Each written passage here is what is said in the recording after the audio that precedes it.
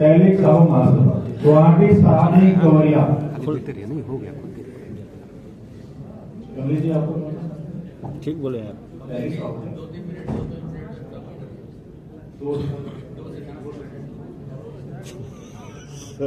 जय श्री राम करेंगे। आदरणीय मंच और उपस्थित भाइयों और बहनों, मेरा असल में 2-2 मिनट भी अगर मैं बोलूं तो मेरा 4 मिनट हो जाता है, क्योंकि एक तो असम प्रदेश दैनिक साहू महासभा को प्रतिनिधित्व कर रहा हूं मैं, और दूसरी कि मैं कानूनी सलाहकार भी हूँ इस संस्था का, तो थोड़ा सा मुझे इसकी लिबर्टी मिलेगी, मुझे आशा है।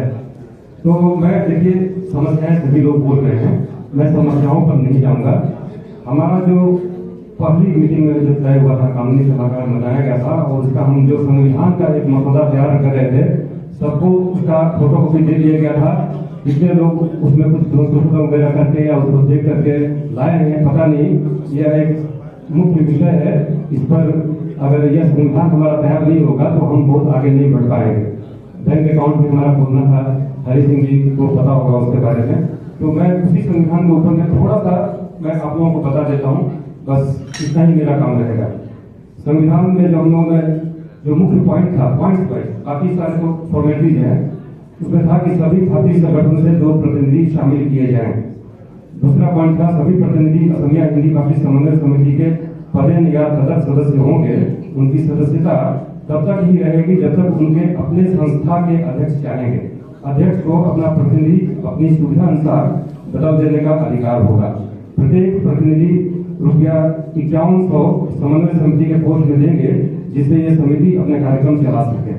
समन्वय समिति का कार्य और उद्देश्य सभी हिंदी भाषी संगठनों के बीच तालमेल और समन्वय बनाते हुए सरकार और अन्य समाज में अपनी बात रखना और उनकी बातों पर विचार करना है।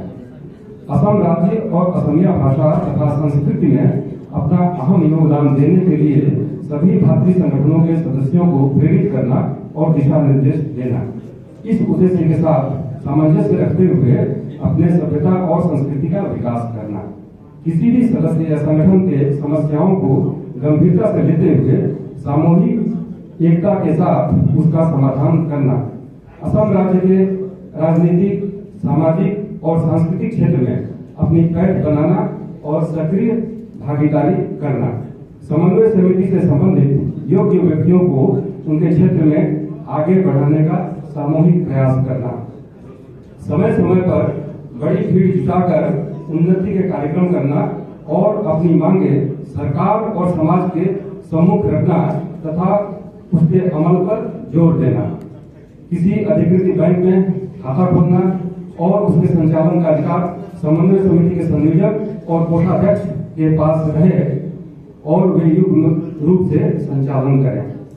दैनंदिन या आवश्यक खर्चे के लिए संयोजक को ₹20,000 अपने पास रखने का अधिकार रहे। उससे अधिक राशि की आवश्यकता पड़ने पर सलाहकार समिति से अनुमोदन लेकर कोषाध्यक्ष के साथ राशि बैंक से निकाल सके।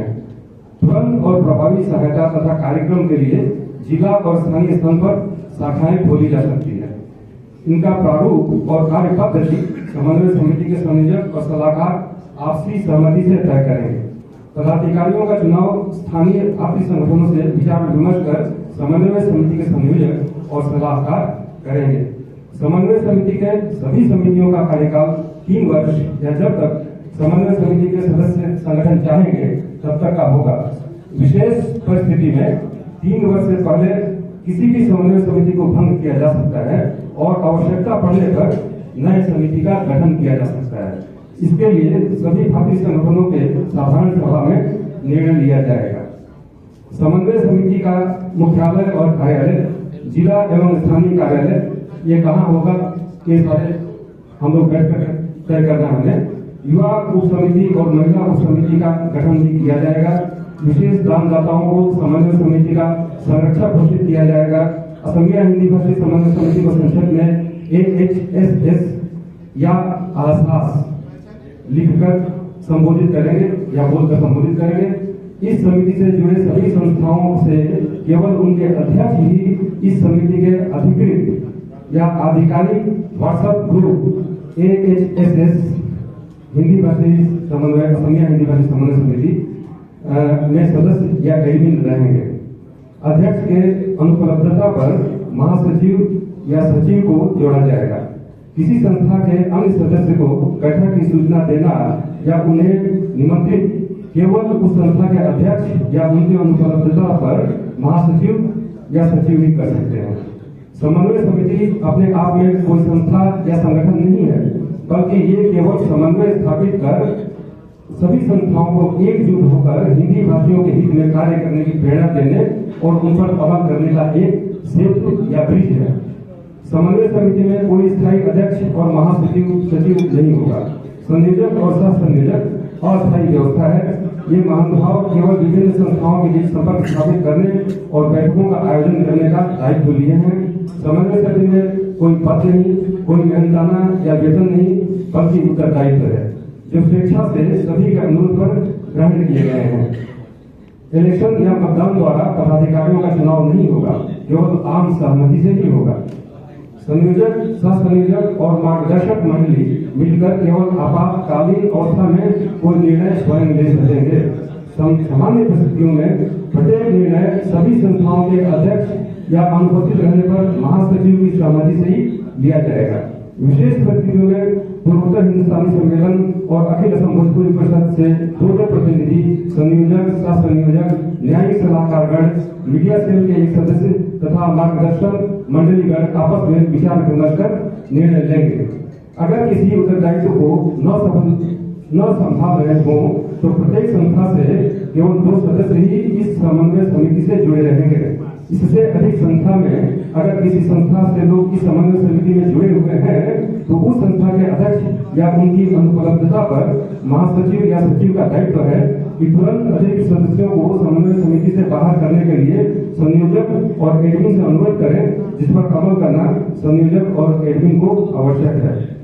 8 जून 2025 के बैठक में समन्वय समिति का गठन किया गया था और उस बैठक में जो संस्थाएं उपस्थित थी उन्हें छोड़ अन्य संस्थाओं को यदि जोड़ा जाता है तो सलाहकार मंडली की सर्वसम्मति आवश्यक होगी। तो ये कुछ हमने बनाए थे ड्राफ्ट के रूप में। इसका अप्रूवल तो नहीं हो पाया। आप लोगों के पास ड्राफ्ट भेजा गया था।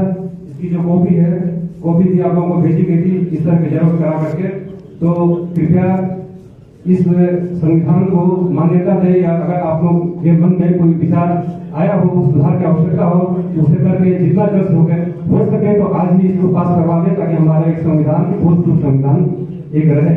बस इतना ही है। बाकी जो समस्याएं हैं, समस्याओं को ऊपर हमने बातचीत किया है। मैं अंत में यही बोलूंगा कि सब लोग मेरे साथ एक बार हाथ उठा करके भगवान राम का नाम ले। जय सिया राम, जय सिया राम, जय सिया राम, जय सिया राम।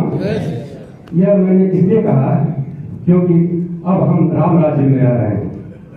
अयोध्या जी में राम दरबार विराजमान है, भगवा झंडा भी फहरा रहा है।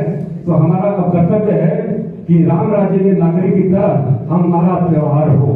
हम राम राज्य के नागरिक हैं, तो भगवान राम की प्रजा जैसे रहती है उस तरह से अगर हमने रहना शुरू कर दिया तो राम राज्य आज ही बन जाएगा, बना हुआ ही है। बस हमें अपने को उस तरह का प्रजा बनाना है।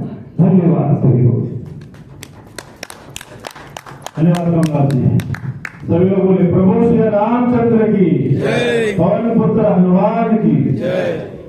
तो हमारे बीच मंच पर उपस्थित, मैंने शुरुआत में कहा था कि असमिया हिंदी भाषी समन्वय समिति का Then I told वो मुझे पूछी Ratna why are you not standing up? मैंने कहा no, I am an SMS. I have taken birth in Assam. I am an SMS. और वो PTM में मेरी माँ को बोली कि आपकी बेटी नेता बनेगी। मैं नेता नहीं बनना चाहती। मैं आप लोगों के बीच, मैं समाज को आगे बढ़ाना चाहती हूँ। मैं बीगलवा में पढ़ती थी, हायर सेकेंडरी में थी।